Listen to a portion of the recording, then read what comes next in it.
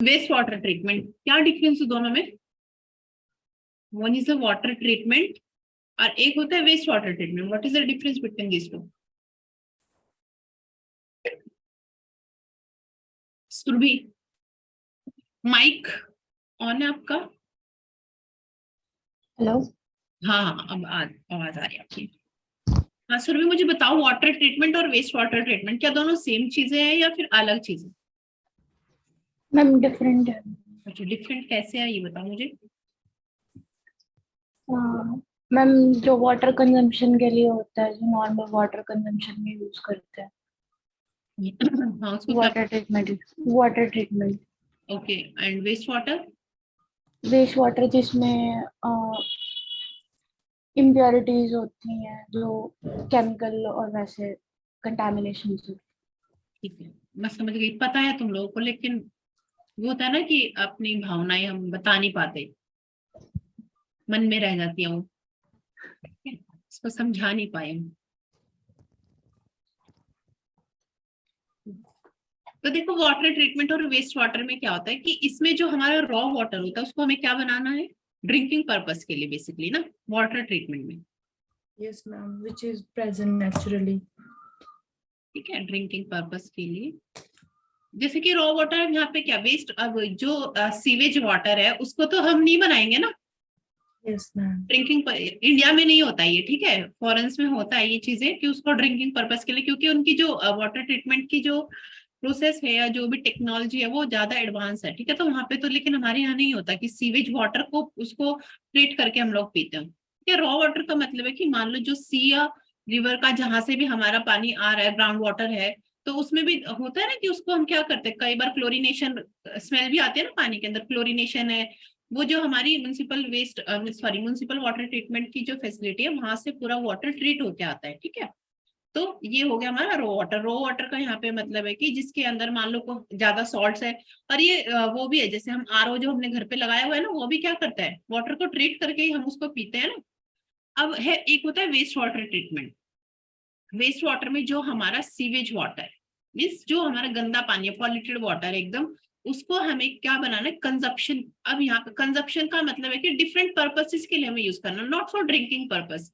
या तो हमें उसे एग्रीकल्चरल फील्ड में डालना है, या फिर हम उसको मीन्स वॉशिंग के लिए यूज कर सकते हैं. बहुत सारे अलग अलग प्रोसेस मीन्स होते हैं उसके पर्पस, तो उसको हम बोलते हैं वेस्ट वाटर ट्रीटमेंट. ठीक है, रक्षा कुछ पूछना था? अच्छा नो मैम। चलो. तो पहले ना मैं एक बार वाटर ट्रीटमेंट थोड़ा सा आप लोगों को समझा देती हूँ. पहले वाटर ट्रीटमेंट हम डिस्कस करेंगे, उसके बाद वेस्ट वाटर ट्रीटमेंट करेंगे. तो क्या होता है, सबसे पहले देखो इसमें हम क्या करेंगे, स्क्रीनिंग होगी. स्क्रीनिंग में क्या होता है बताओ? लार्ज जो हमारी कोई भी उसके अंदर डेब्रीज होंगे उसको हम रिमूव कर देंगे ना. ठीक है, मान लो कोई भी हमारा रिवर वाटर है, इसके अंदर बहुत सारे डेब्रीज है, तो हम उसको पहले स्क्रीनिंग करते हैं ना. किसी भी चीज की, तुम कहीं पे अप्लाई करते हो जॉब के लिए, तो तुम्हारी भी स्क्रीनिंग होती है ना. पहले जो इतनी सारी एप्लीकेशन फॉर्म आते हैं उसमें से स्क्रीनिंग होती है. ठीक है, उसके बाद क्या होगा, मिक्सिंग. मिक्सिंग में क्या होता है बेटा बताओ? अच्छा, एक कोagulation और फ्लोकुलेशन सुना है आप लोगों ने? Yes ma'am. कोagulation क्या होता है?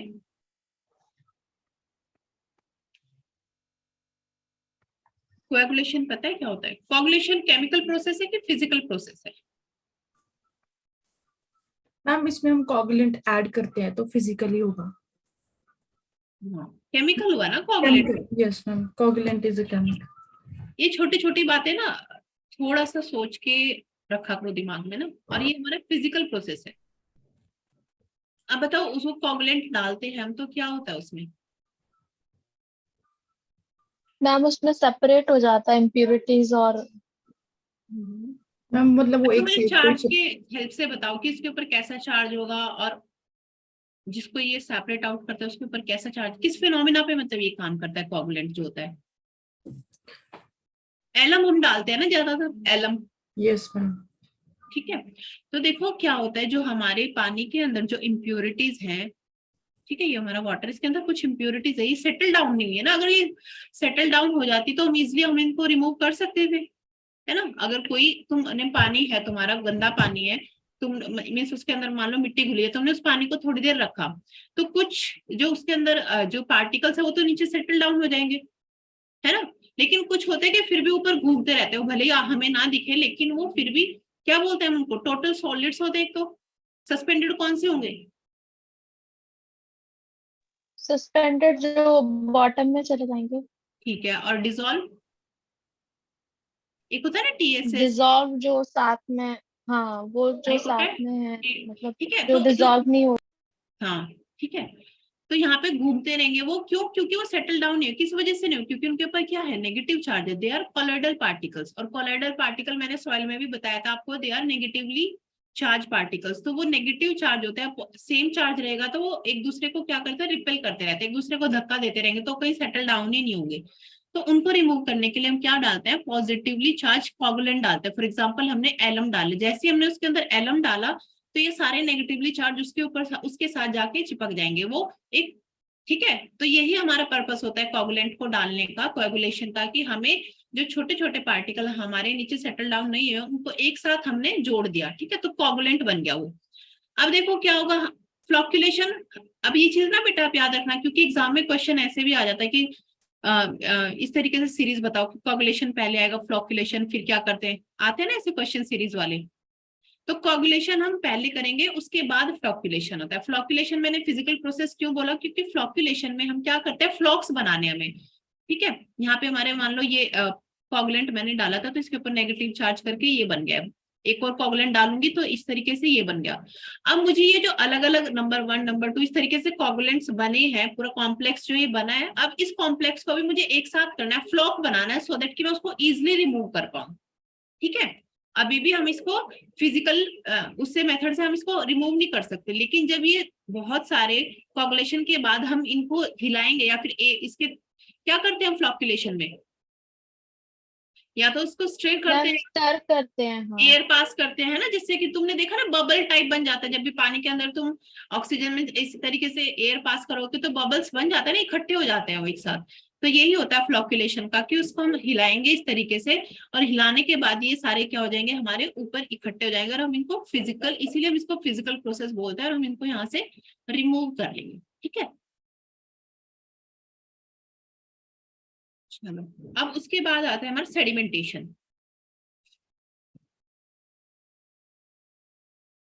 अब सेडिमेंटेशन में हम क्या करेंगे, हमने ये सारे पार्टिकल को रिमूव कर लिया, अब हम इसमें जो हमारा फ्लो है, जो वाटर का फ्लो है, क्योंकि ये सारी चीजें ना एक सीरीज में चलती रहती है, इस तरीके से टैंक्स बने होते हैं, तो यहाँ से वाटर का फ्लो है, यहाँ पे हमने कोगुलेशन फ्लॉक्यूलेशन कर दिया, उसके बाद ये सेडिमेंटेशन टैंक होगा, यहाँ पे हम क्या करेंगे, वेलोसिटी कम कर देंगे ना, अपने फ्लो की फ्लो रेट कम कर देंगे ना।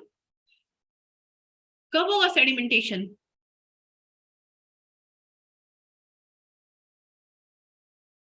मीन सेडिमेंटेशन के लिए क्या चीज जरूरी है ये बताओ मुझे। अच्छा, एक पानी बहुत तेज फ्लो कर रहा है, क्या वो सेडिमेंटेशन उसमें प्रोसेस हो पाएगा? और एक धीरे धीरे फ्लो कर रहा है, क्या उसमें हो पाएगा, किस कौन से में हो पाएगा? मैम स्लो में तो सेडिमेंट्स सेटल है ना, डाउन। स्लो में होगा ना, कि जब हम उसको कुछ टाइम देंगे सेटल डाउन होने का, तभी तो वो सेटल डाउन होगा ना नीचे। तो सेडिमेंटेशन में हमेशा उसका हम फ्लो रेट कम रखते हैं, वेलोसिटी उसकी कम रखते हैं, ठीक है। उसके बाद होता है, मैम इसमें भी सेटल डाउन कराते हैं सेडिमेंटेशन में। हाँ ये तो ग्रेविटी की हेल्प से हो जाता है ना। सेडिमेंटेशन में हम उसको पानी को इतना टाइम दे देंगे कि ग्रेविटी की हेल्प से वो जो पार्टिकल है वो नीचे सेटल डाउन हो जाए। सेडिमेंटेशन में हमें कुछ नहीं करना, ठीक है, ग्रेविटी का ही काम होता है इसके अंदर ना।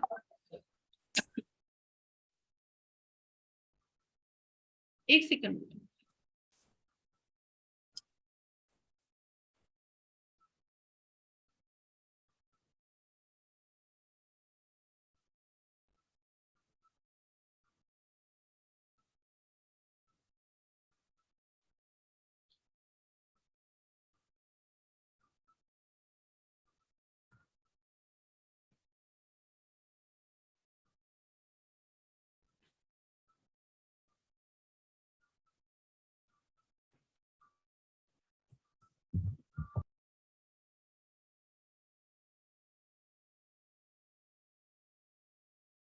ठीक है, तो उसके बाद है स्लज।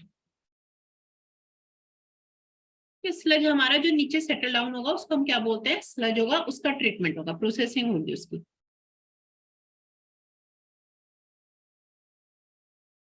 तो इसमें प्रोसेसिंग में हम क्या करते हैं, अब स्लज के अंदर क्या होगा, सॉलिड पार्टिकल भी होंगे, लिक्विड भी होंगे ना, दोनों चीजें होंगी इसके अंदर।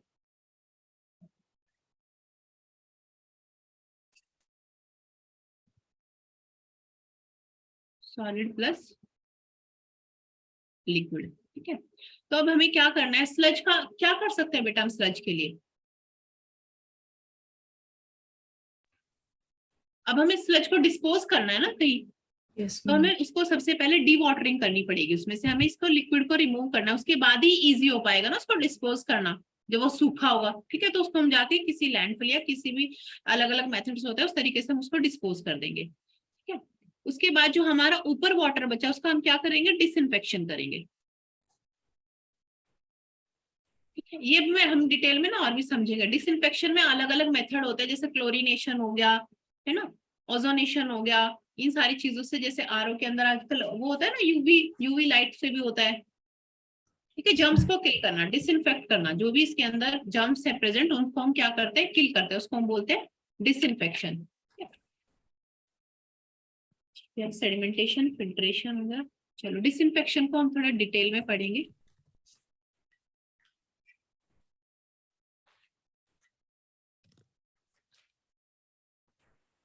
तो सबसे पहले हम बात करेंगे किस तरीके से डिसइंफेक्शन करते हैं, chlorination. In chlorination, we use the chlorine gas. ठीक है, that is Cl2. Or we use the sodium hypochlorite.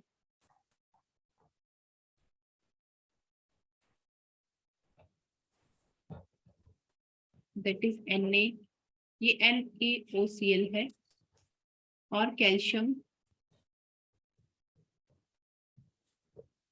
Hypochloride, इसका फॉर्मूला CaOCl2, ठीक है। Chlorine is a powerful oxidizing agent.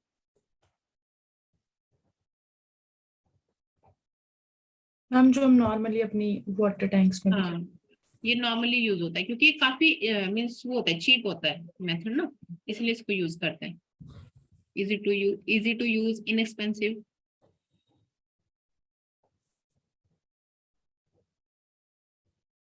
And reliable.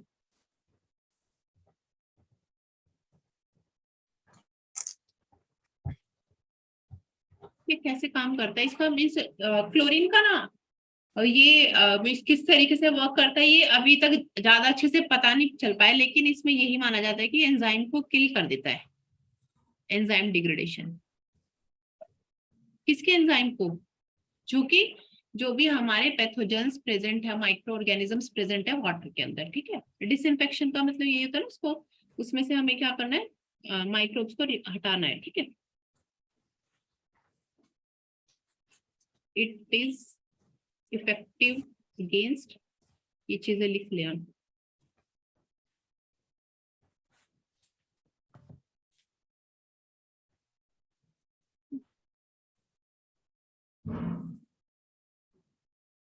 अब देखो क्लोरीन गैस का क्या, हमने क्लोरीन गैस डाली पानी के अंदर, तो ये इसकी रिएक्शन भी आप लोग को पता होनी चाहिए, क्या बनाएगा, HOCl। अभी मैं ना एक क्वेश्चन कराऊंगी जो भी 2023 में आया था, यहाँ से ही वो आया था, हाइपोक्लोरस उसको बोलते हैं,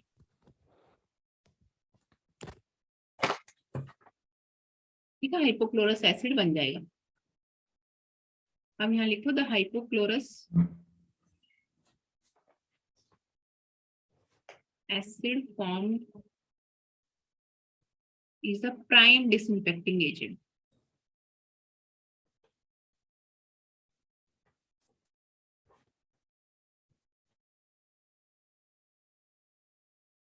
ठीक है,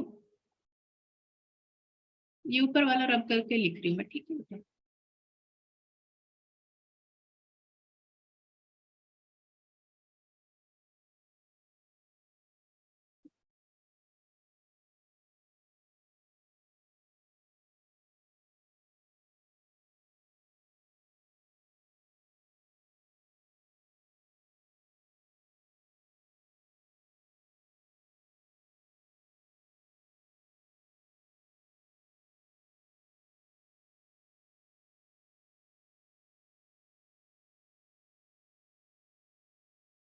yielding less effective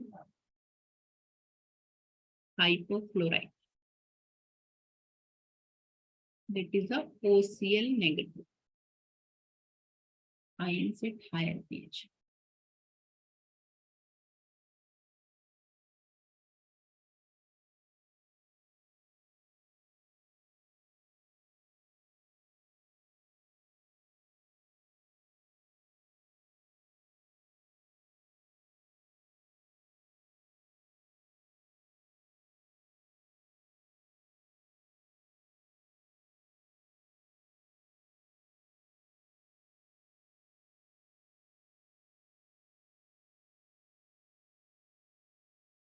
देखो बच्चे, हमने पहले क्या क्लोरीन गैस को डाला वाटर के अंदर, क्योंकि हमें डिसइंफेक्शन करना है।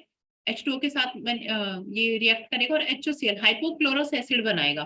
ठीक है, तो अगर कोई पूछे तुमसे कि मेन डिसइंफेक्टिंग एजेंट किसका रोल है डिसइंफेक्शन में, तो HOCl का रोल होता है। ठीक है, इंस्टेड ऑफ Cl2 गैस। ठीक है, तो हमारा हाइपोक्लोरस का मेन रोल होता है। एंड द इट्स, अब ये जो हाइपोक्लोरस बना है इसका डिसोसिएशन किस पे डिपेंड है? पीएच पे। अगर तो हमारा हायर पीएच का मतलब है बेसिक पीएच होगा। ठीक है, तो वो किस में कन्वर्ट होगा? H positive plus OCl negative hypochlorite में हाइड्रोजन आयन निकलेगा और क्या निकलेगा? हाइपोक्लोराइड। ये दोनों चीजें वहां पे बनेगी अगर हमारे पानी का पीएच क्या होगा? बेसिक इन नेचर होगा। और HOCl और OCl नेगेटिव को हम क्या बोलते हैं? Free available chlorine. ये चीज को हाईलाइट करके लिख लेना कि फ्री अवेलेबल क्लोरीन किसको बोला जाता है। ठीक है, अब देखो क्यों इसको हमने ज्यादा यूज करते हैं, क्या इसका एडवांटेज है?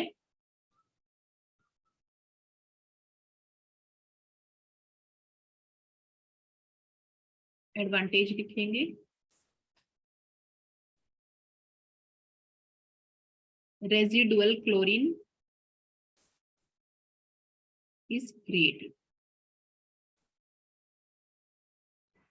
अब देखो बेटा, रेजिडुअल क्लोरीन का मतलब बहुत ध्यान से समझना। मान लो ये मेरी ना वाटर ट्रीटमेंट फैसिलिटी हमारी, ठीक है, म्यूनिसिपैलिटी में, और यहाँ से ये पाइपलाइन के थ्रू घरों में क्या पानी सप्लाई हो रहा है ना, यहाँ पे इस घर में जा रहा है, फिर इस घर में जा रहा है।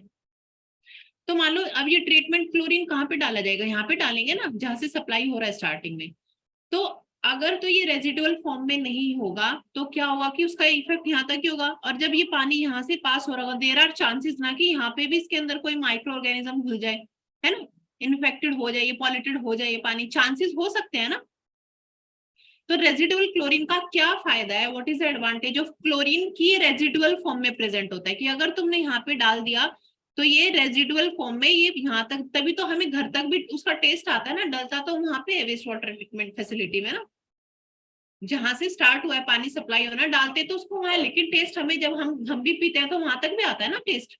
वो इसी वजह से आता है क्योंकि chlorine is present in residual form, कि वो इसीलिए रेजिडुअल, इसीलिए क्लोरीन को यूज किया जाता है कि वो रेजिडुअल फॉर्म में भी प्रेजेंट होगा और वो विद इन द पाइपलाइन भी पानी को बचा के रखेगा एज अ डिसइंफेक्टिंग एजेंट, वो यहाँ पे भी काम करता रहेगा।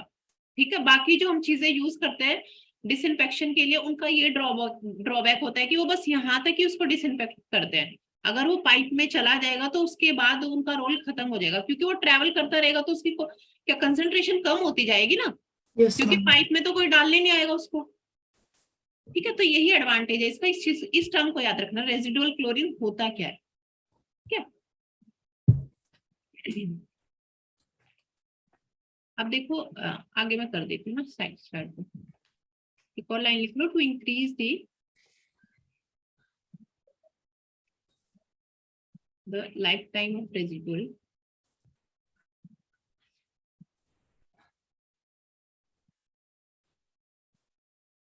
some system add, इसकी जो रेजिडुअल क्लोरीन बना है इसकी लाइफ टाइम इंक्रीज करने के लिए कुछ फैसिलिटीज क्या इसमें डाल देते हैं? Add ammonia which forms the क्लोरामीन्स।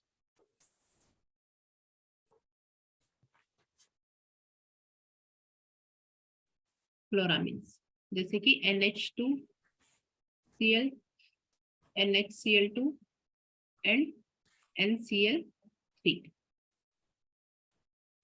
but these chloramines are less effective than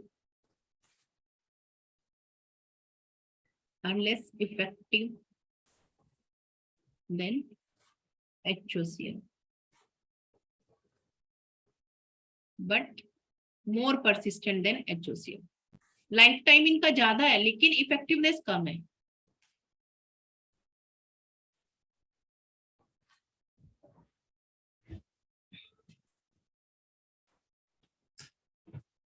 Now the residual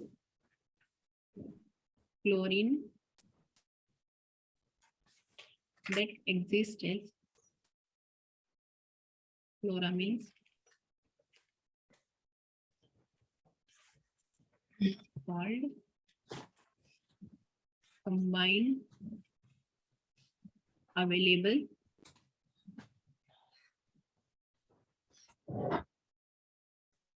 residual chlorine.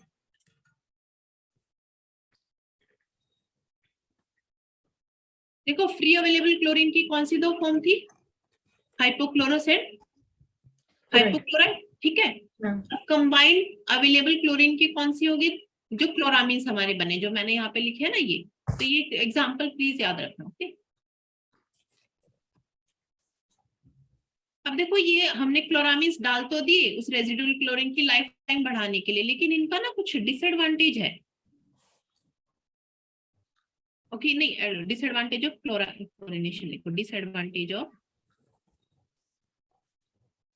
Chlorination. Chlorine तो हमने पानी में डाल दिया और एडवांटेज भी हमें पता चल गया. एक तो ये एक्सपेंसिव नहीं होता है, इजी टू यूज होता है, ठीक है. रेजिडुअल क्लोरीन की फॉर्म में भी रहता है कि ये पाइपलाइन में भी हमारे वाटर को क्या करेगा, प्रोटेक्ट करेगा, ठीक है.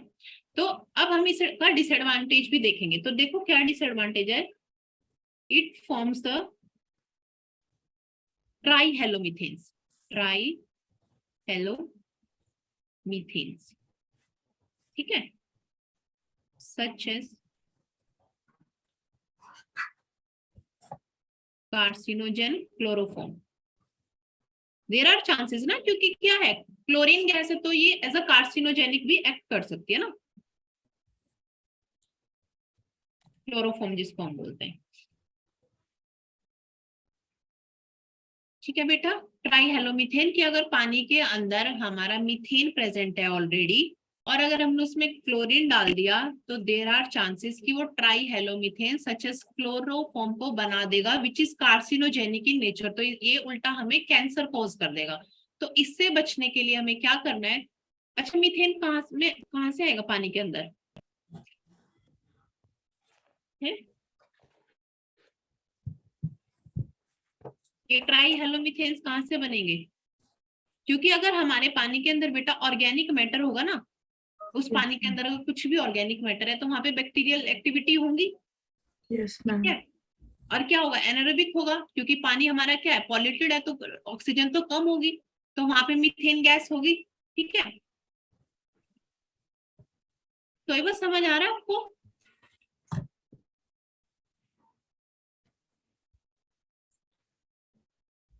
आज आप मुझे सही से दिख नहीं रही हो तो बोल दो, लाइट्स ज्यादा है तुम्हारे पीछे ना,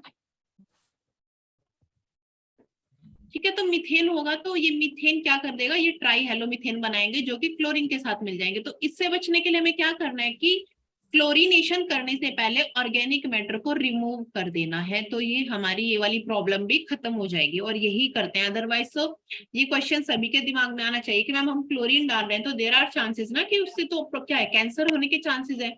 तो क्या करते हैं, वो तभी होगा कैंसरस अगर उस पानी के अंदर हमारा ऑर्गेनिक मैटर प्रेजेंट होगा जो कि ट्राईहेलोमीथेन बनाएगा. अगर हम उसी प्रॉब्लम को पहले खत्म कर दे तो चांसेस ही नहीं है कि वहां पे क्लोरोफॉर्म बने, ठीक है.